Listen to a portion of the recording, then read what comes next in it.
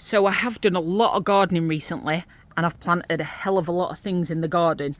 In this corner I've planted a Nova, which will be a really tall thin stem, and an Orlando tree, a pink one, behind the bamboo. So the bamboo will protect it, but you'll have the pink flowers peeping through. We've got large sagos at 235 on the ends, and then we've got 175s in the middle. New size sagos, 155, which I've had, but I've just not had time to unpack. So if I step back, we've put a couple of these arches in, but we've notched them up. We've made them higher than the standard arches. So on this one, we will have an honeysuckle. We will have a nice yellow one. I can't get to the tag. So that will be evergreen.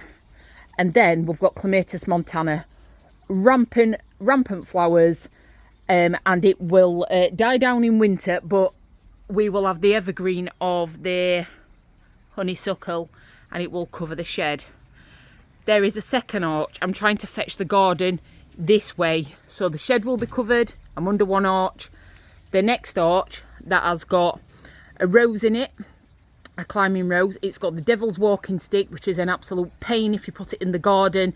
If the roots are disturbed, it can spread, and like rose thorny stems, it can be a bit of a pain, but it looks stunning.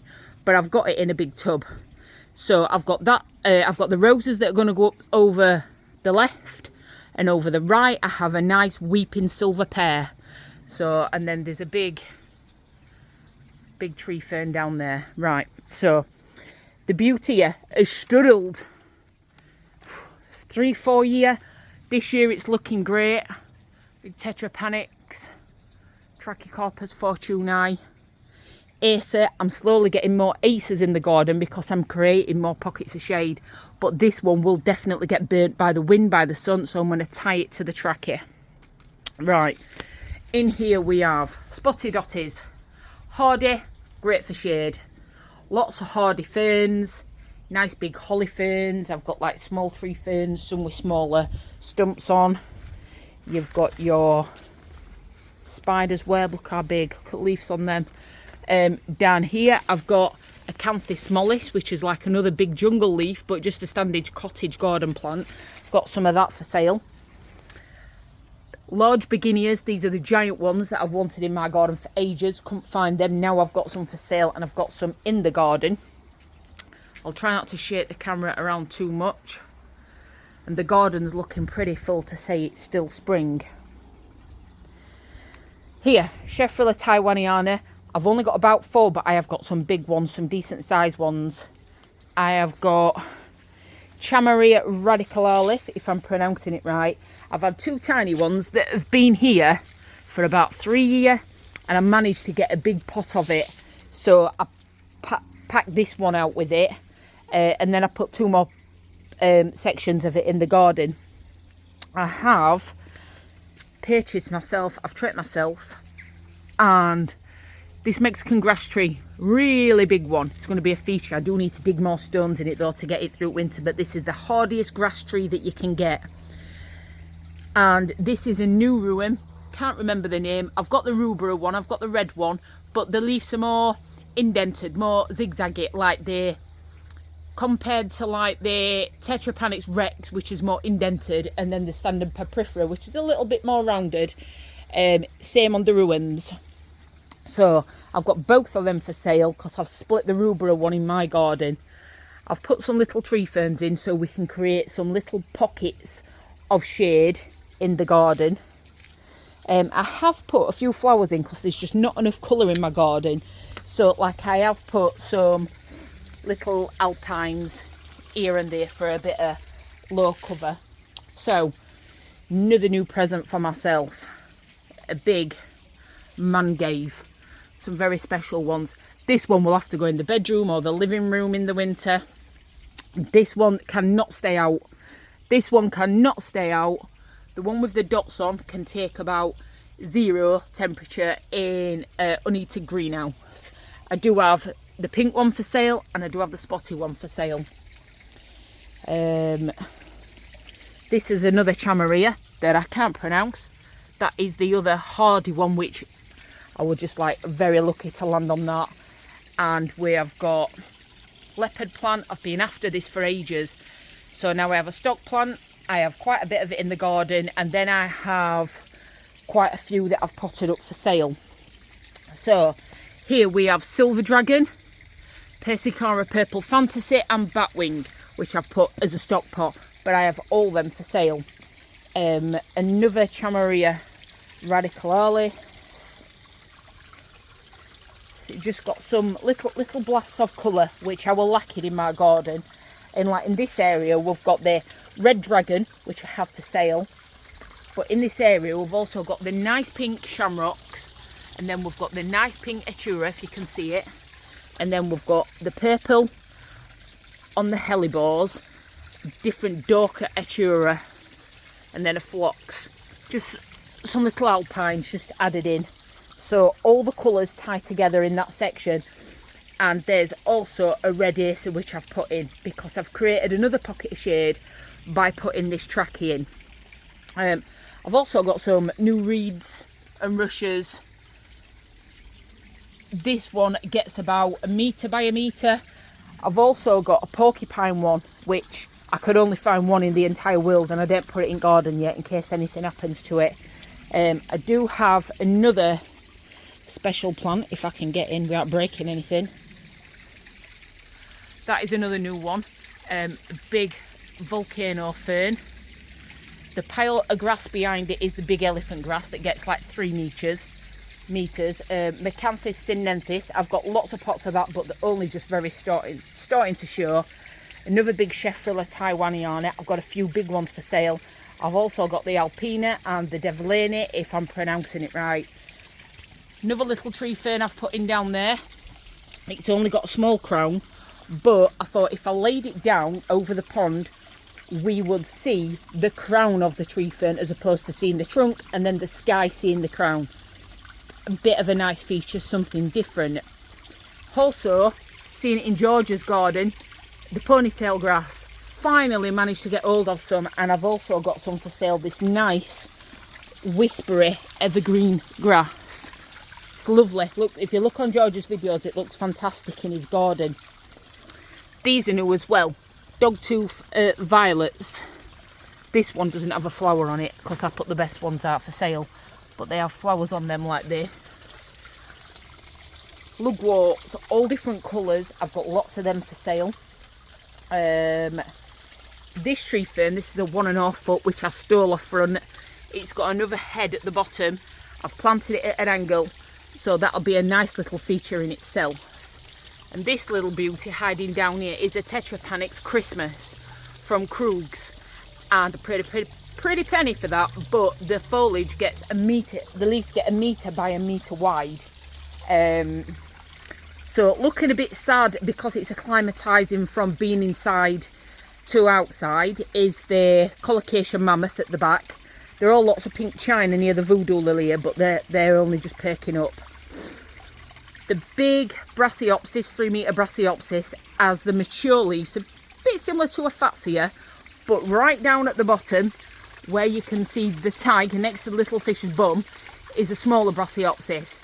It's not the cheap, well, they're not cheap, the tiny ones that some garden centres are selling. It's probably got a 20-30 centimetre trunk, so I've got a decent one that's going to have the nice snowflake leaves on.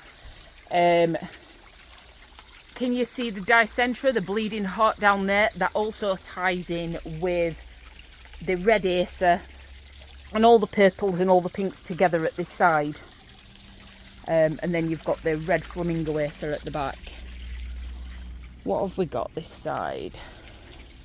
Another little tree fern. I planted quite a few little tree ferns to create smaller pockets of shade for smaller, lower growing plants. And I landed on lots of these little pines, which are really slow growing, but I think are really cute. But like when you go to places like Tenerife, you go up the mountain, they have pines and things like that. So if you like it, like I said on my video with George, if you like it, put it in. If you think it fits, in your mind it fits, then just put it in. Like if you think of a tropical garden like in India, they have roses, they have lots of flowers like what we have. This is the porcupine one. the foliage is stunning on that. I put it near the Dasylirion because the foliage is pretty similar but striped. 6-foot tree fern. I put in back of last year. 5.5 foot here.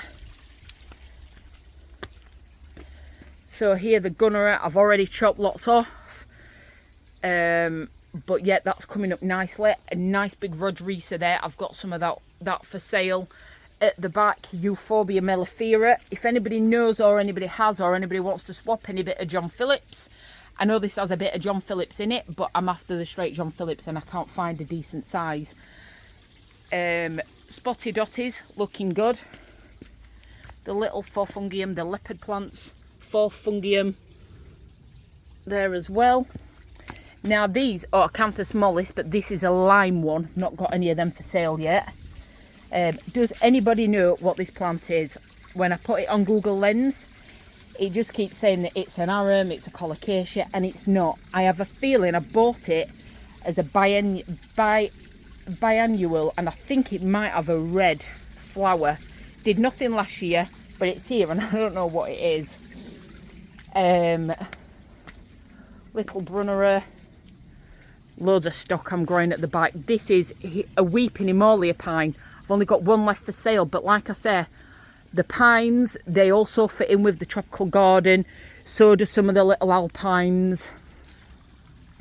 Tried to create a little bit of a frame with the two big tree ferns here.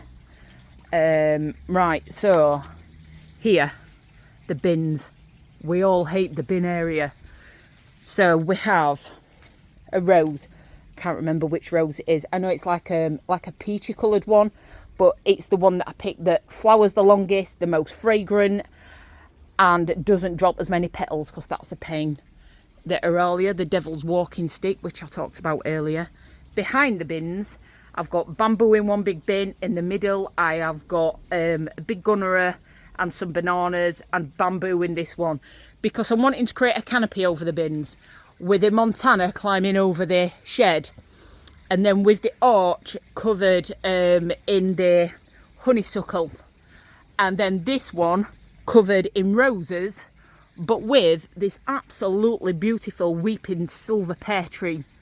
I've already got on another arch going up there through gazebo, there is a peach tree which I've trained to go over. So yeah, be nice to have a pear tree.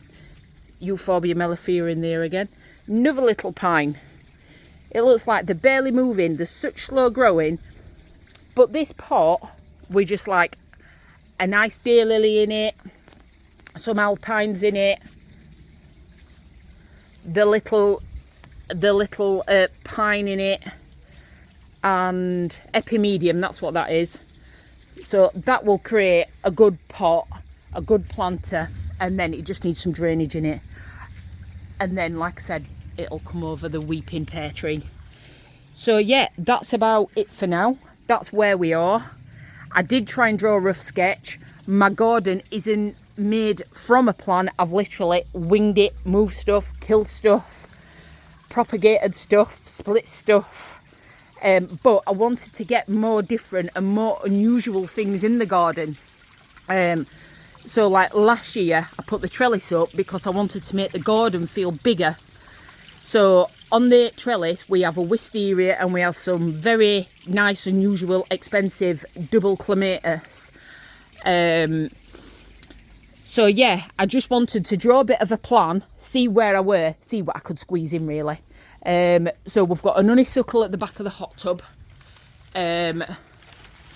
This sago had mealybugs. Took a year to pull round, sprayed the hell out of it with hydrogen peroxide. Hey ho, off she goes, and as good as new. So in this is a Paulownia tormentata, but at the back there's also a laburnum tree. So I know I'm jiggering around and moving here, there and everywhere. So if you look at it from here, at the top in the corner will be the laburnum tree, which will have all the nice yellow flowers on, which kind of looks a bit Indian if you think about it, like the roses. And then you've got the Paulownia, and then the big tetrapant. We're trying to create the canopy. We're trying to go up. We're trying to go wide. And then we're trying to, like, we've got bromaids on the trunk of the trachea. We're tying pots to elephant. And like I said, ferns and grasses on the trunk of this trachea. We're trying to do unusual things and pack every corner, because by the end of the summer, by like September, we want to walk through the garden. We want to walk in the garden. And every year we want to walk in the garden more and more. This is another, I think this is a herb. But like the manihot, this is what it's called. Don't ask me to pronounce that one.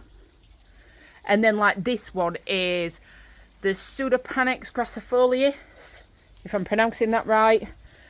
And at right hand side of the here is like a big Pseudopanax mostos, and there's another one further down there. This is a fig tree, and also climbing up inside here on the in and out we have a wisteria. This one is white and purple. The one down the bottom of the garden is just purple.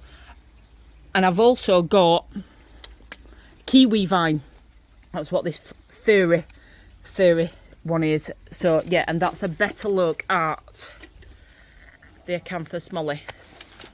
So yeah, I'm going to leave it there for now. I hope you like my garden. I look forward to seeing you on an open day. If you want any help with your garden, just drop me a message and I'll help you wherever I can. And thank you for watching.